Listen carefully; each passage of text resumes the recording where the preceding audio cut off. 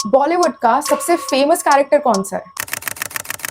Rahul, Poo, Mastani? No, it's Bhagwati. Kabira, meet Bhagwati. देश का fashion scene Bollywood ने डोमिनेट कर रखा है। एक बच्चे से लेकर बूढ़े तक सब अपने फेवरेट एक्टर से इंस्पायर होते हैं। मूवीज के कल्चर ने दोनों इंडियन और फॉरेन ऑडियंसेस के दिमाग में बहुत गहरा इम्पैक्ट डाला है। बॉलीवुड ने फैशन ट्रेंड्स और स्टैंडर्ड सेट करे हैं और हमारे देश में ये इम्पैक्ट इतना बड़ा है कि you can not talk about fashion without mentioning Bollywood. एक बार अचानक से एक हवा का झोंका आया जिसे हम फैशन इन्फ्लुएंसर्स कहते हैं। ये कहानी है कि कैसे कपड़े स्टेटस सिंबल से ऑथेंटिक आइडेंटिटी बने। पहले जो फैशन इंडस्ट्री बॉलीवुड की शैडो में रहती थी, लाइमलाइट में आने लगी। मतलब जहां पहले लोगों के लिए फैशन का मतलब ट्रेंड्स फॉलो करना होता था, अब स्टाइल और इंडिविजुअल आइडेंटिटी बन गया है। इस वीडियो में हम इन सब बातों के बारे में बात करेंगे। फैशन बॉलीवुड का इतना इंपॉर्टेंट पार्ट कैसे बना? कब कपड़े एक कैरेक्टर के पोर्ट्रेयल से स्टेटस सिंबल बन गए? क्यों फैशन डिजाइनर्स के करियर के लिए रनवे से ज्यादा बॉलीवुड मूवीज इंपॉर्टेंट है? और फैशन इन्फ्लुएंसर्स का रोल फैशन को सिंबल ऑफ स्टेटस से सिंबल ऑफ आइडेंटिटी बनाने में। The global impact of Indian fashion और कैसे फैशन को अब जाके हमारे देश में वो स्टेटस और वो दर्जा मिल रहा है जो वो हमेशा से डिजर्व करता था। पर उसके लिए पहले पूरा वीडियो देखना पड़ेगा। लेट्स स्टार्ट विद फैशन और फिल्मों के बीच में रिलेशन कैसा है।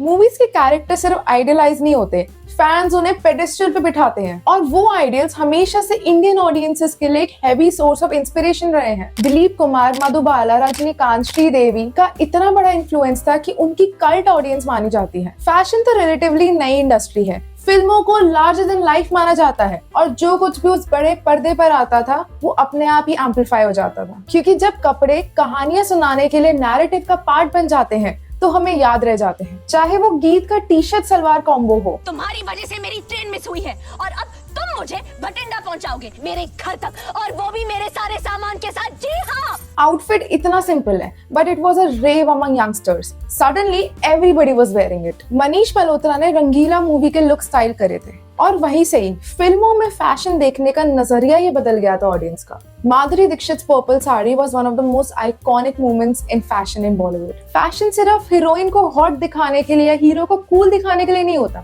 It's a big part of the story telling process. ऐसा मान लो कि फिल्मों और फैशन का बहुत अटपटा रिलेशन है। दे आर लाइक सिबलिंग्स, एक दूसरे के बिना रह नहीं सकते, एक दूसरे के साथ रहना भी नहीं चाहते। फिल्मों के कॉस्ट्यूम्स कैरेक्टर को एक पर्सोना देते हैं, विजुअल डेप्थ देते हैं। यही रीजन है कि जिन कपड़ों में वो सेट में आते हैं उनमें शूटिंग नहीं होती। ओके, गेट रेडी, बहुत सारे विजुअल्स आने वाले हैं because this is fashion in Bollywood over the years and how did fashion and design become a thing. 1930s to 40s black and white movies का जमाना था, इसलिए fashion was minimal and conservative. Actors Indian attire में दिखते थे, men in dhotis and women in ghagra choli और draped saris, like Naseem Bano in the song Anokhi Ada. धड़कने लगा दिल मोहब्बत के डर से। Hair and makeup was neat hair buns, finger coiled hairdo, smoky eyes and a dark lipstick. नूर जहाँ का किरदार इन जवां है मोहब्बत उस टाइम के ट्रेंड्स को दिखाता है। जवां है मोहब्बत, बसी है ज़माना, लुटाया है दिल ने खुशी का खजाना। उस टाइम वेस्टर्न आउटफिट्स भी आने लगे थे, जैसे suits, wide leg trousers, crop shirts and women in pants. हर दम जो कोई पास आने लगा, हर दम जो कोई।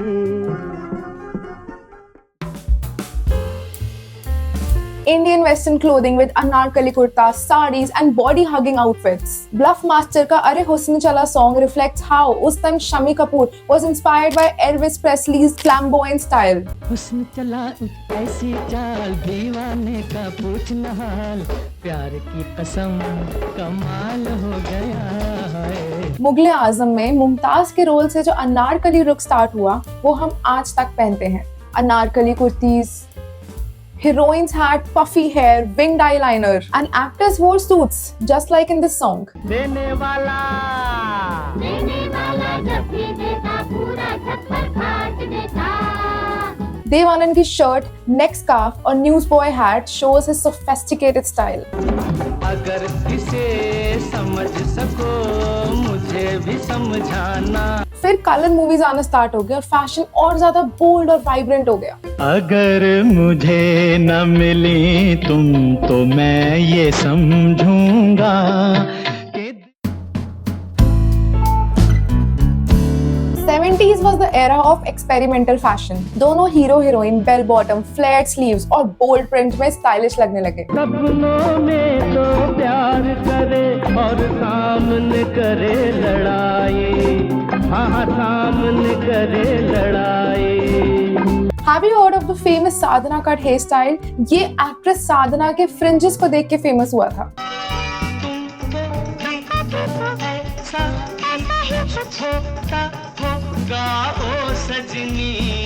कैसा कैसा Zinat Aman and Amitabh Bachchan's style in this song was the epitome of fashion back then.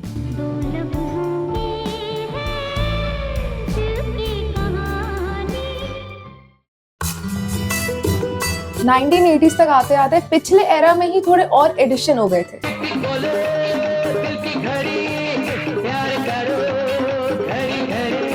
Collared shirt, legging, fishnet stockings, just like Govinda and Neelam are wearing in this song. It was the prime disco era with Mithun Chakravarti leading it. I am a disco dancer. I am a disco dancer.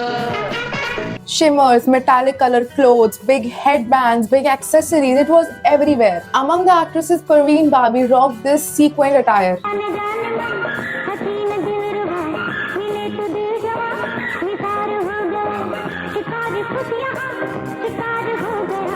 Even though Parveen Babi ka Raat Baki was the most iconic song of that time, it cannot beat Amitabh Bachchan's Sara Zamana Haseenon Ka Deewana.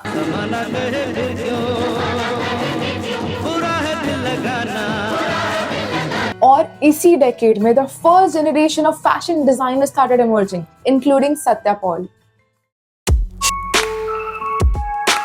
Sportwear started getting famous in this era. Both male and female started wearing high-waisted pants, just like Madhuri Dixit and Sanjay Kapoor in the song.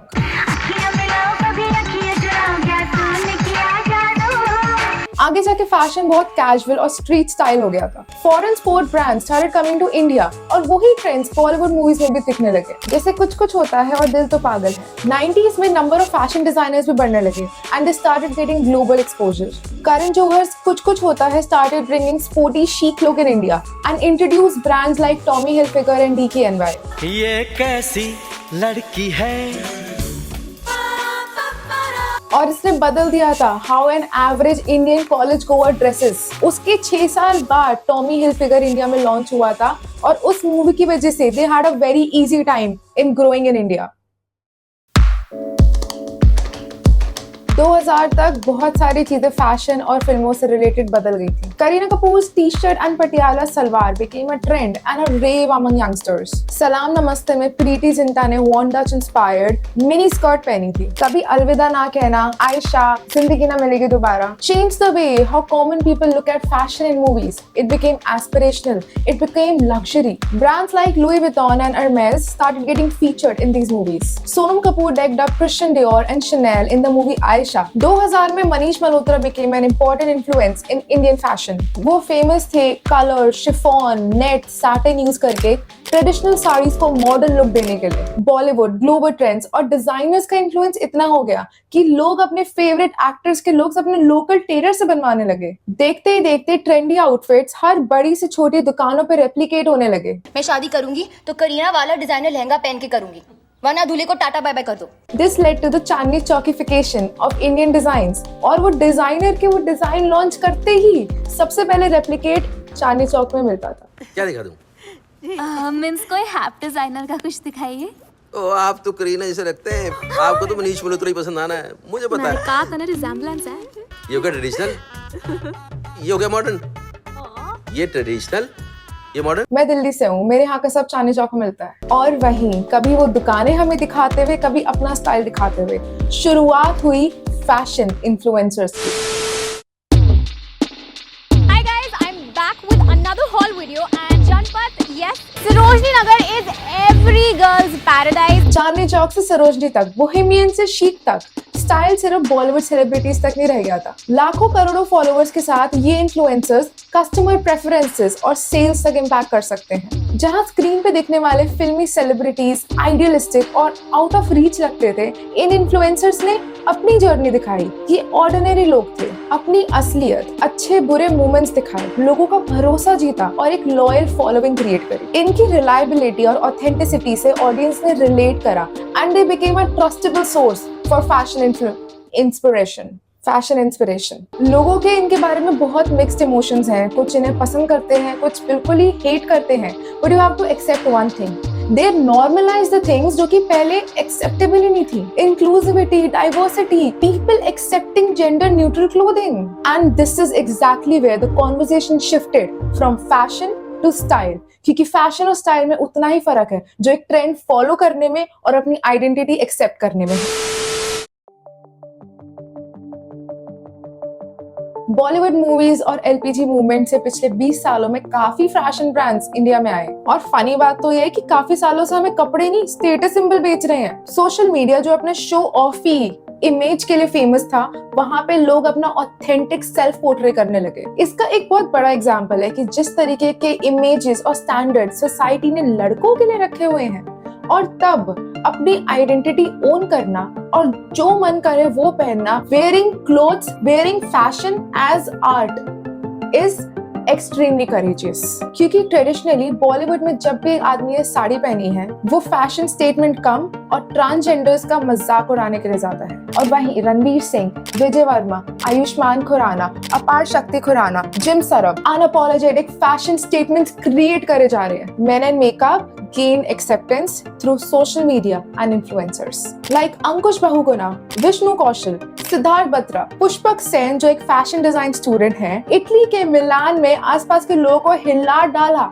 जब वो सड़क पर एक साड़ी पहन के निकले मिलान में। तो क्या हम कह सकते हैं कि Bollywood does not have the impact like before? कहीं ना कहीं Bollywood lost its trend setting power. पहले कॉस्ट्यूम्स ये सोच के नहीं डिजाइन होते थे कि लोग क्या पहनते हैं। They were design to create statements, to be outlandish, to be bold, और वो ही एक ट्रेंड बन गया था, to create a style, to create a costume which is unusual. लेकिन अब a lot of stylists of celebrities are playing very safe and just going with the ongoing trends, and that's why they are unable to create new trends. क्योंकि social media की वजह से there is always this constant fear of criticism which has restricted filmmakers from making bold fashion choices. पायल सलूजा जिन्होंने मकबूल, इश्क या सात खून माफ, मटरू की बिजली का मंडोला में काम करा है, कहती हैं कि Bollywood has moved towards realistic filmmaking। और ऋतु कुमार जैसे डिजाइनर्स का कहना है, पहले सोर्स ऑफ फैशन इंस्पिरेशन सिर्फ बॉलीवुड गाने और सेलिब्रिटीज होते थे, but now everybody is aware of the global trends present around us, and therefore India's position in fashion is not restricted to Bollywood anymore. दुनिया की major cities में Indian fashion designers अपने shows करते हैं. They have open stores around the world. Indians are walking the most prestigious red carpets of the world, and the collective movement is portrayed with the language of Made in India to the world. And this is giving designers and hence fashion the status it always deserved. अगर तुम्हें ये video अच्छी लगी, you can watch this video, and YouTube thinks तुम्हें ये video भी अच्छी लगेगी.